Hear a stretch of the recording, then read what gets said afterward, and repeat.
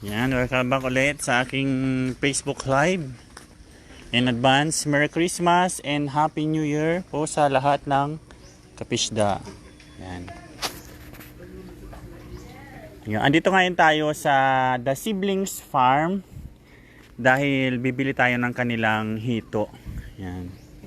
Dahil ngayon ay nakaka-harvest na rin sila ng hito.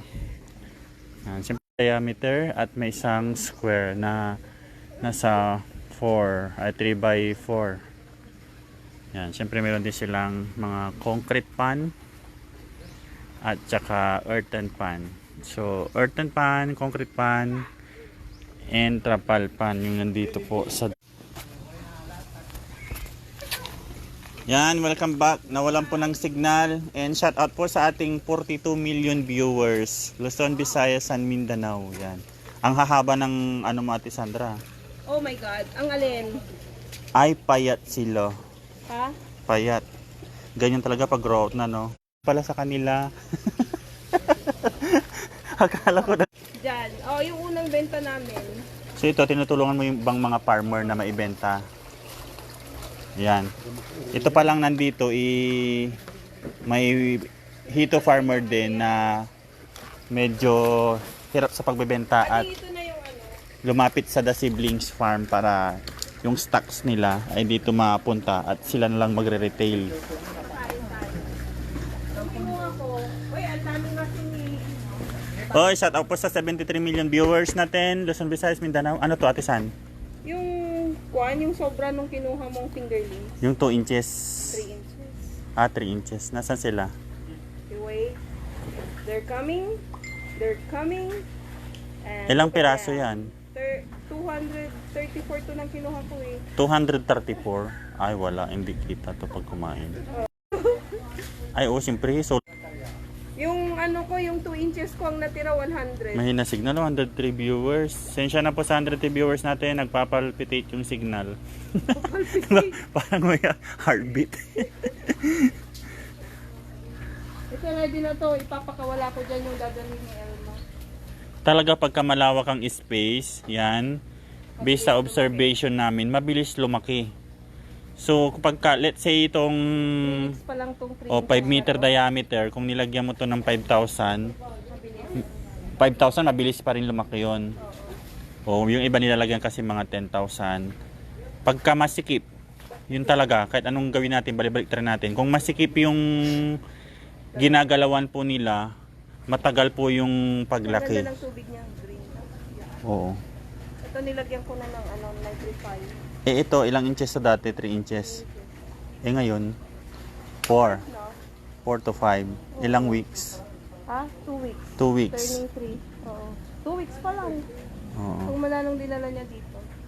Yan. Ito yung, bakit walang ano dun? Walang PVC pipe sa gitna. Napapalit lang ng tubig kasi akala ko nga darating yung kwan. Fingerlings. Yung fingerlings, nilagyan ko na ng ano. Hindi, lalagyan pa lang. Nagsa-sizing pa lang. Kaya ganyan pa siya. Walang aerator. Meron po. Yan o. Bukas ako magdadagdag pagdating nung... Hindi pa siya nagdagdag. Hindi pa nagdagdag si Ate Sandra dahil wala pa naman yung mga isda. Yun, doon ang gagaling yung pinaka main aerator. Tapos yan. Meron din doon, no? Hindi nawawala kasi yung ating kinoculture na good bacteria, microorganism galing kay Orobiotics. Yan, para healthy yung mga microorganism natin. Dahil sila yung katulong natin na hindi natin pinapasahuran. Dahil nabili na natin sila. Binuhay lang natin dito sa ating pan. Choppy ka po sir, naglag, wala signal. Opo, pag nadarating pa ako dito sa The Siblings Farm, medyo mahina talaga signal nila dito. Yan, mahina yung network, hindi masyadong sagap. Yan, bumili tayo ng 10 kilo. Kanino to? Ha? Kanino tong nandito? From basista. Basista. Bakit eh? Paano nyo nakilala yung basista eh? Customer natin sa feed. Ay, customer sa feeds. Balog. Grabe naman. Wala bang namamatay kung kanya nabubulabog sila? Yung mga pang-grow out na yan? Wala nang nung una, ilan na ba? Bagong dating pa lang sila, siguro nanibago sa ano. Kasi yung napuntahan namin sa Pampanga, may mga bumibili, walk-in. Ngayon, pag nanguhuli sila, kinabukasan, daming namamatay. Oh? Dito, wala ba? Wala gaano? Oh. Nung bagong dating sila, yun. Yun. Pero ngayon, hindi naman. Pwede po mag-visit sa farm nyo po. Oh. Tanungin natin yung may-ari ng farm, kung pwede. Pwede po, may farm visit po tayo. Ayan. New, beginner po ba? Siguro. Pwede mag-visit. Pwede daw? Yes, with farm gate fee. Oh, may farm gate daw. Magkano yung farm gate nyo? Ha? Entrance fee? Magkano yung entrance fee natin? May entrance fee daw po sila. Dito sa The Siblings Farm. Kung gusto nyo pong kopyahin yung kanilang technology and setup and techniques. Ayan. May farm gate daw po sila details.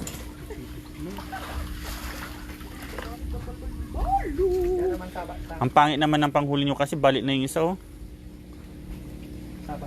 Hyper kasi sila. Hyper. Yeah. Binibigyan nyo ng pagkain, kumakain pa ba yan? Oh, may time nauubos nila yon. Ano pa dyan? Lang, kala maguluta. Paninjo laman ng uro. Tignan nyo yung sistema nila ng pagbebenta ng mga grow out na. Nakabukod, nakalagay dito sa square na trapal. Pasilip naman nung nasa likod, kung gaano na sila kalaki. Kumuha ka ng pins nga, pakita natin sa mga kapisda natin. Yung ilang buwan na yung nandoon sa earth pan. Sa unang earth pan, 2 months sila, parang 4 months, 2 months sila sa lupa. 2 months sa lupa, 2 months sa concrete. Ikukuha na yun.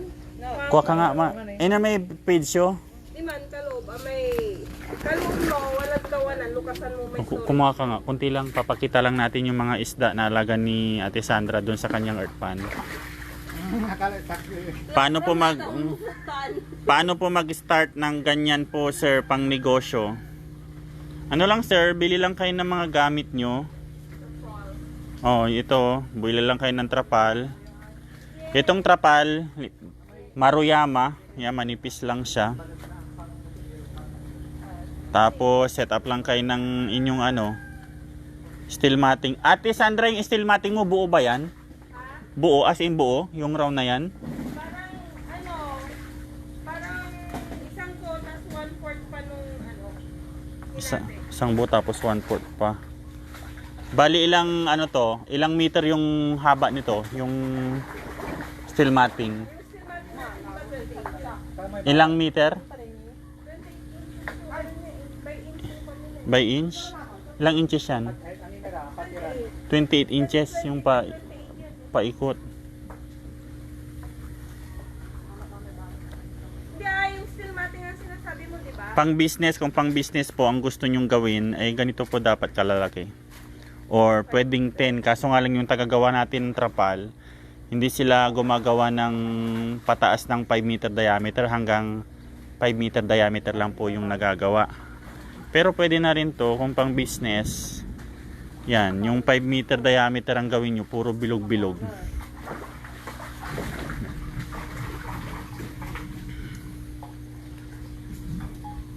Tara, pakain tayo sa likod. Kunti naman yan. Tara, pakita natin. Tignan nyo mga kapisda. Punta tayo dun sa likod. Pakita natin yung mga alaga nilang hito. Na dati nalakalagay sa concrete pan 2 months. And then, nilipat po nila sa earth pan. Tara, silipin natin. Ito yung kanilang mga concrete pan nasa likod. Yan. Yung nandoon naman yung sa trapal. Yun. Dito sa likod, puntahan natin. Dito naman yung sa earth pan. Actually, nandito yung ibang alaga ko, nilipat ko. Kasi hindi ko na nababantayan doon sa bahay. Gawa ng alis na ako ng alis. Ito yun yung magpo 4 months na raw ito. Yun yung natin, nasa sana kakabili ng trapal. Meron po sa amin. Ayan yung mga Ayan.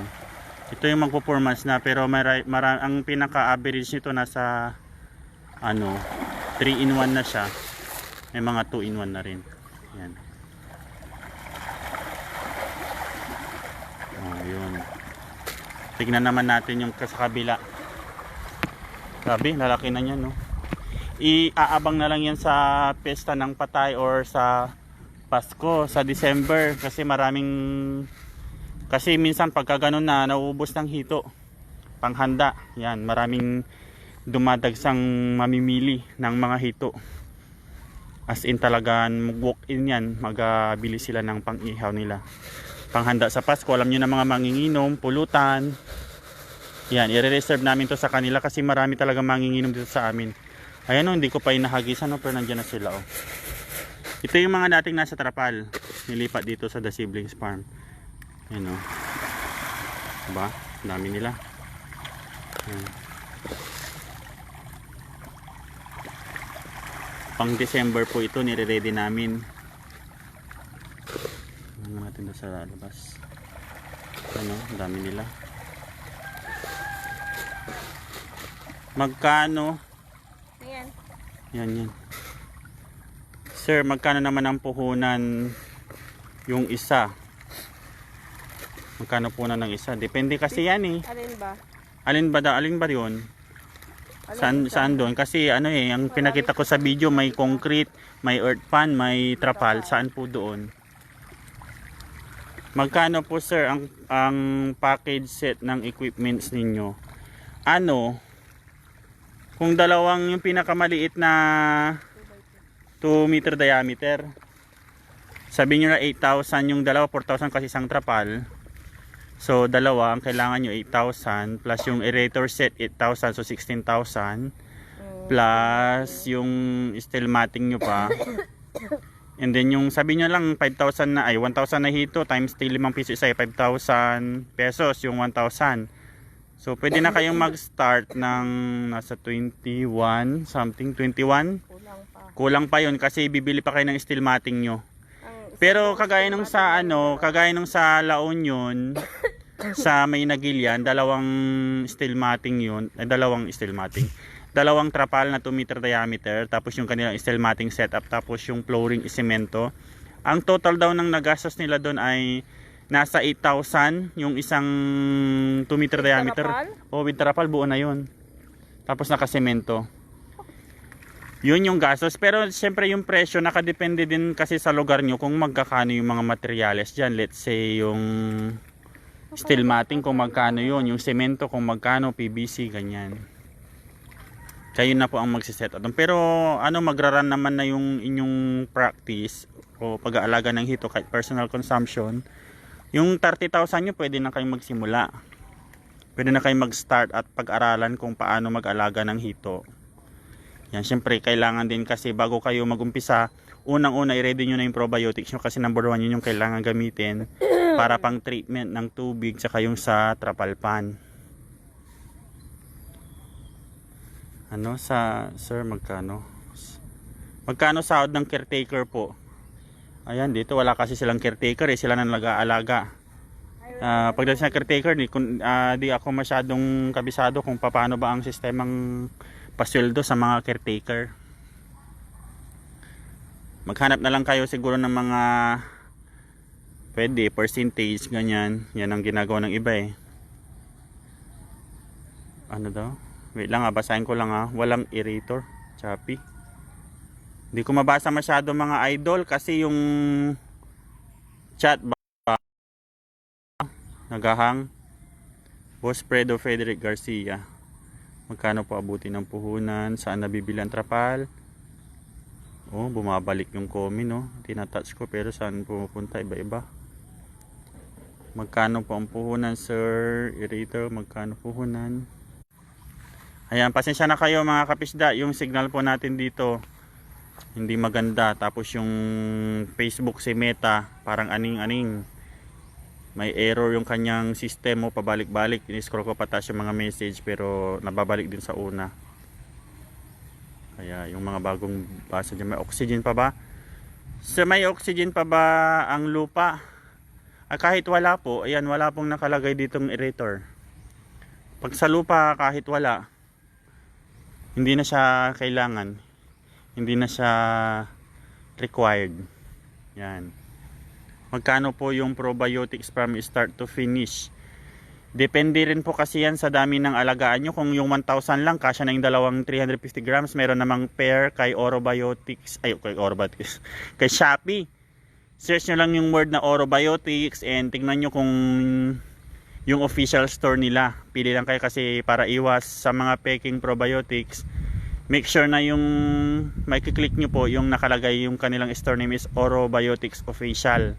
Yan, and then piliin nyo na lang yung pair. Orobiotics, meron na siyang Nitrofix and Aqua Maintenance. Yun yung mag-asawa, mag-partner na probiotics na ginagamit. Yan, bakit dalawa?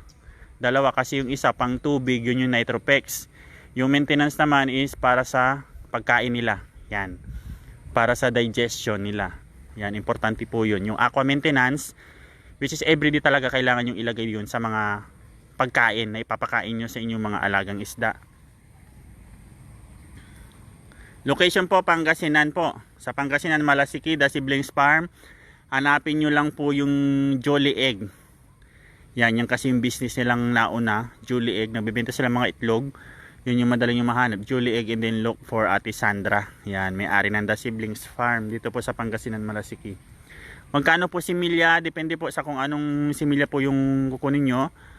Pero usually, kadalasan, ang bentahan talaga, let's say 3 to 4 inches, 4 pesos, 4 to 5 inches, 5 pesos, mga ganyan. 5 to 6 inches, 6 pesos. Ganyan yung kalakaran o ganyan yung pricing ng mga seller ng probiotics. Which is ganito rin dito sa amin. Kung 1 to 2 inches, 2 pesos, 2 to 3 inches, 3 pesos. Ganun po yung bintahan sa fingerlings. Ayan, shout out sa ating 362 viewers. Sir, nag-conduct pa ba kayo ng seminar? Ayun yung seminar po para sa kaalaman ng lahat ng manonood sa 362 viewers po natin. Yung seminar po ay isang beses lang po yan ginawa. So Luzon, Visayas, Mindanao. Yung Luzon and Visayas, tapos na po. Ang pinakalas na planning pa lang na gagawa ulit sila ng seminar about biofloc, modified biofloc, traditional farming. Sa Iloilo daw po ang susunod. Yun po ang sabi ng team sa Iloilo po. And may kinakausap pa lang sila doon na kung saan magbe-venue. Yan yung place.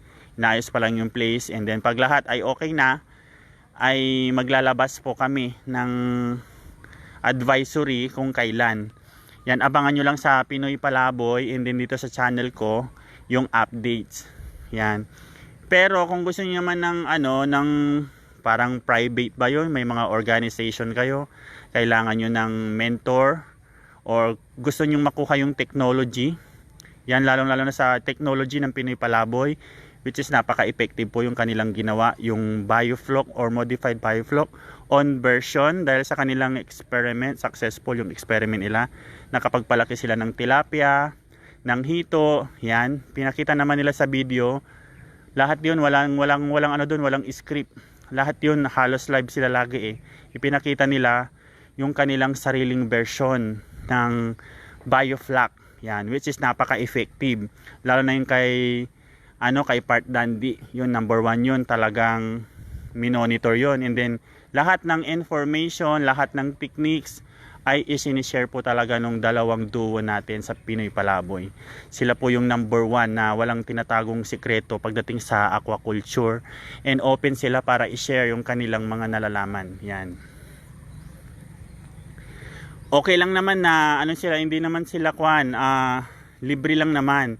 Ang kailangan nyo lang gawin is sagutin nyo lang yung kanilang travel expenses, yun, accommodation, ganyan, and makipag-set kayo ng appointment po sa kanila. Yan, kung gusto niyo makopya yung kanilang technology. Yan, hindi naman po nila ipagdadamot yun para pakinabangan naman dito sa Luzon, Visayas, Mindanao, or sa buong Pilipinas. Yan, which is napaka-importante po yung food security. Yan, tsaka syempre hanap buhay na rin.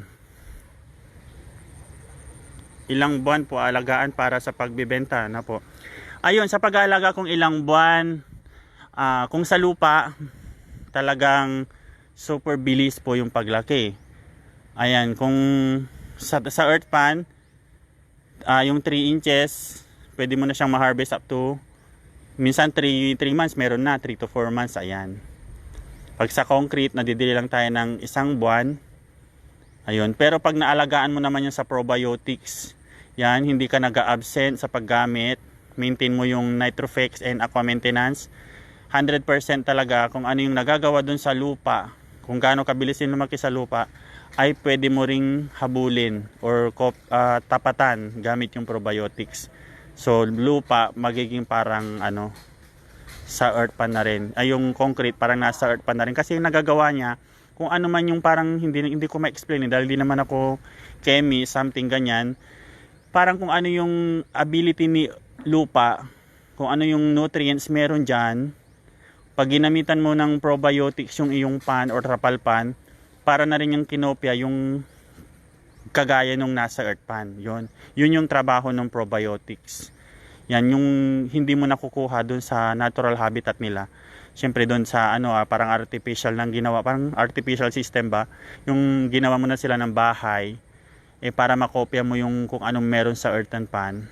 May naka-imbento ng probiotics, which is yun, yung imposible nagiging posible. Yan sa pamamagitan ng probiotics, pa backyard ka na lang, ay pwede ka makipagsabayan doon sa may mga malalawak na lupain or may mga malalawak na fish pan. So pwede ka rin mag-intensive farming gamit lang yung mga trapal pan or fiberglass and concrete. Yan siya. Sir, bakit po may bakod na net? Ayan, talagang nilagyan lang yan para yung mga dirty frog, yan, mga palaka, iwas lang palaka din yan yung mga bayawak ba, pagka ganito, siyempre may bayawak dito, may kawayan, para may yung fingerlings nyo, kasi bayawak kumakain ng fingerlings may naging experience na po ako na nakita na may nahuli silang napakalaking bayawak, busog na busog, yun, pinagkakain yung mga fingerlings. So karagdagang protection po para sa inyong alaga itong net na ito na nakapalibot. Or yun, yan, palibot. Ayan, pero may mga techniques na siyempre di ko na nilalabas dito sa video, kasi may proper may proper use yung procedure yan na pwede nyong matutunan din doon sa dalawa, sa Pinoy Palaboy, sa Duo. Yun, may technique sila dyan kung paano hindi tapakan ng frog yung inyong mga fish pan, yung hindi makapasok yung mga palaka. Yun. Pero siyempre maganda maituro nila sa inyo yun, kasi may proseso po para hindi tayo magkamali. Mas maganda sa kanila. Kaya abang-abang kung may post sila na ganito, yan, wag niyo pong palampasin, kasi baka isang beses lang po talagang gawin yun. Kagaya ng mga seminar na nangyari, isang beses lang talaga yun. Siyempre busy naman din sila na may mga ina-assist din mga customers. Yan. Sir, ask ko lang po magkano po ang per kilo ng hito. Ayan, iba-iba po ang presyo ng hito. Dito po sa amin sa Pangasinan, ang bintahan nila sa market ay nasa 140. At yung pinagka-farm gate, ang gusto ng mga farmer, at least mabenta nilang 100 to 120 sana. Kaso nga lang, ang nangyayari, yung mga trader or mga bultuhan bumili na mamakyaw, ang kuha lang nila is 80 up to 85. Yun. So depende na lang sa mga transactions nila, kung sa tingin naman ni farmer babalik yung capital niya or may papatong siya na kunting ikita, binibigay na lang nila. Yan. Pero depende pa rin sa inyo, or mas maganda mag-isip kayo ng paraan kung paano nyo po maibenta yung inyong mga alagang hito. Marami namang pwedeng gawin Pwede kayong bumili ng mga sidecar nyo motor, mga garong, tumulong kayo sa mga walang trabaho, kunin nyo sila, pagbentahin nyo, pakuha nyo yung mga isda nyo, pagka nabenta, tsaka i-remit sa inyo, may mga ganong sistema, ikot-ikot sila sa mga barabarangay, yan. Yun, uso naman kasi ang hito, pulutan, or napakamurang ulam na po yun sa isang buong pamilya. Yan, 140, 3 piraso. Pwede na silang makaulam ng kahit up to 5 na tao. Yan, hati-hati na lang sila kung natitipid sila. Tapos ilan ang kilo nun? Naku, hindi ko alam kung paano yung sagutin yan. Ano pong klaseng ilang kilo po yun. Ito pa, silipin nyo. May bakante pa sila ditong walang laman. Ay, ito pala, may laman. Ito yung may tagas.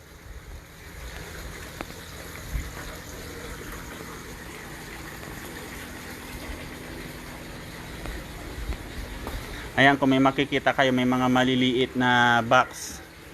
Ang gamit naman nito, pwede mong paglagyan ng mga grow out pangbenta, ibukod mo na. Kasi para, kumbaga manghuli ka lang ng sakto na kaya mo lang iubos na ibenta. Kasi pag itong mga to, huli ka ng huli, nai-stress yan sila eh. Hindi na rin sila kakain, may tendency pa na may maraming mamatay habang nanguhuli ka. Kagaya na may bibili ng retail o huliin mo, mabubulabog, ganun. So, yun ang na-experience ng mga karamihan sa mga napupuntahan ko.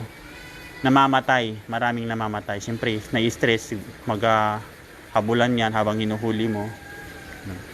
And isa ring system dito sa mga maliit na pan na ito, ay habang maliit pa, yan, hindi masyadong aksaya sa tubig, ay pwede mo nang dito muna yung maliliit. Pag lumaki ng unti, transfer mo sa mas malawak, ganyan, transfer.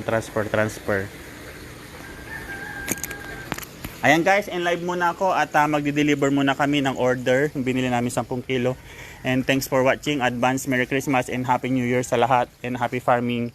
Yan, sana lahat tayo kumita. Goodbye.